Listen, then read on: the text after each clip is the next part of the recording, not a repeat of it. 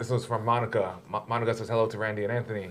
Please remind your Ontario Canadian listeners to vote on Monday for your favorite moron. So there you go, listeners. Don't forget. For us Canadians here. Yeah, thank you, Monica. Is that Municipal. Right? Yeah. The Americans is a bit later, right? Next month, I think, is the Americans. Yeah, I mean, it's really, I don't know. I think the Canadian politics is starting to get just as interesting as the American politics. It used to be, there's no comparison, you know, but right now, with Justin Trudeau, he's making it quite interesting. So for you people in the States that may not know, our Prime Minister is a drama teacher.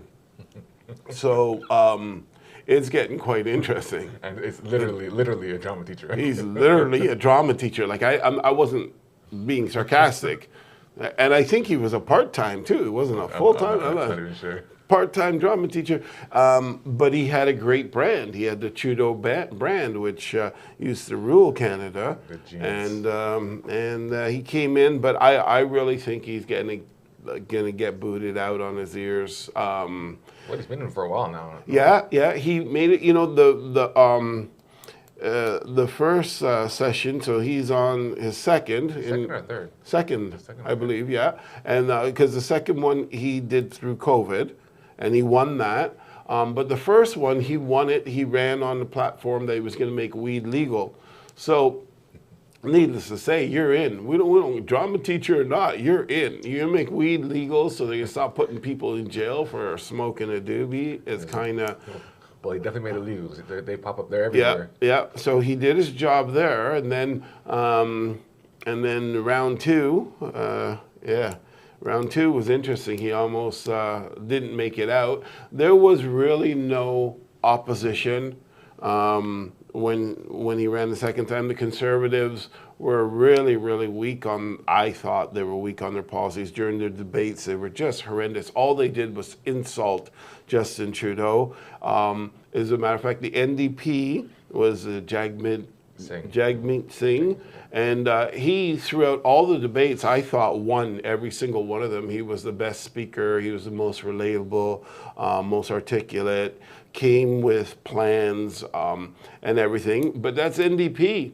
And NDP is a great government to have, I guess, in the background, but certainly not running the country unless you're looking to, I don't know, unless you're looking to give away all of your money and eventually your taxes are going to go through the roof.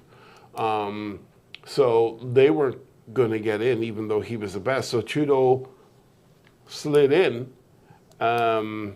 But this next, and then really what he did is after that he became really kind of hawkish on the whole vaccine thing and you know, and carbon tax and all this stuff. Yeah, I understand. All of the politicians are big on that because if they can talk about carbon tax, they don't really have to talk about anything that makes sense, right? They can just pretend like the world is going to die if we don't change it, and then tell us, yeah, you got to have electric cars because that's going to save the world. And do your homework. Electric cars is basically just a swap. They're just swapping over from one problem to another. Oh, but on electric cars, and I've heard apparently Tesla's coming out with a cheaper car than the Model 3. So I know you might be first in line. Yeah, I don't think I'd care personally. You know, like I said, I think that the Teslas are a great car, and I think it's a good idea to have electric cars. But the carbon footprint on an electric car is no better than the carbon footprint on a gas car, and then so that then confuses the hell out of me. How do we? Here's the thing. To be honest, I'm just messing with you because for me, the only reason I want a Tesla car, I just want to pay for gas anymore. The whole environment. I agree. I agree with that. The whole environment thing.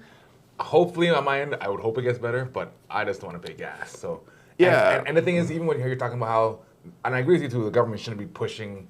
The government should be that pushing technology. Yeah, it should be like you have your third-party companies who are they're trying to make things better, which is fine. Yeah. But just like with any voters, when if you want an electric car, you don't mind when they're gonna give you the bursaries. Just like even with like now with what's it called? Well, you don't get them because the car companies jack up the price and take that. But you were getting it before. You're getting it, but you're not getting it. I hear you, but at the end of the day, as a buyer, yes, maybe you can say it feels comfortable. It feels comfortable because I agree. The price was $30,000 or say $80,000, and you're getting a $10,000 rebate. Yeah, so I'm paying it's less, down right? to 70. Yeah, and going back to the whole like as a voter, that's kind of I guess the issue with politicians as well is like you kind of we only care about what's good for you at the time, right? So like even for me, I don't have young kids anymore, but when I did, paying for daycare, the almost $2,000 a month hurt like hell, and I would have loved to have what they're talking about now with the $10 daycare. Yeah, right? yeah. But now that my kids are bigger, I don't really care about that anymore. Because Right.